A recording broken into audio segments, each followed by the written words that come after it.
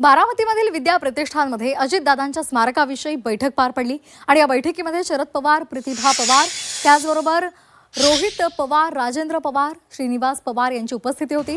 तसंच संस्थेचे इतर विश्वस्त सुद्धा बैठकीला उपस्थित होते। या बैठकीनंतर पवार कुटुंबियांनी अजितदादांच्या स्मारकाच्या जागेची पाहणी केली।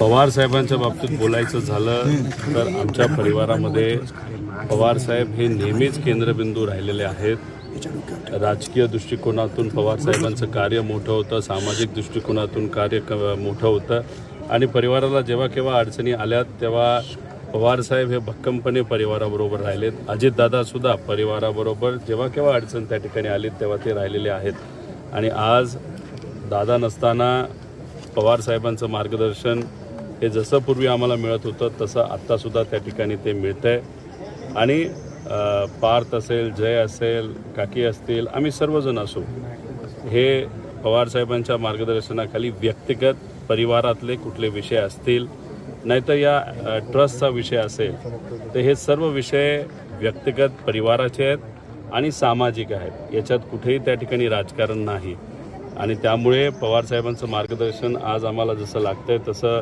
आम्ही त्या पद्धतीने या ठिकाणी काम करत असताना बघतोय। पार्थ, जय, काकींचं आणि सर्वच लोकांचं आमच्या सगळ्यात सर्वांचंच मत आहे की एक चांगलं स्मारक हे अजितदादांच्या नावाचं त्या ठिकाणी असावं आणि त्या दृष्टिकोनातून योग्य जागा कुठली जिथं लोकांना येता येईल, भेटता येईल, बघता येईल, दर्शन घेता येईल आणि काकांचं काम, अजित काकांचं काम हे 35-40 वर्षाचं राजकारणातलं होतं।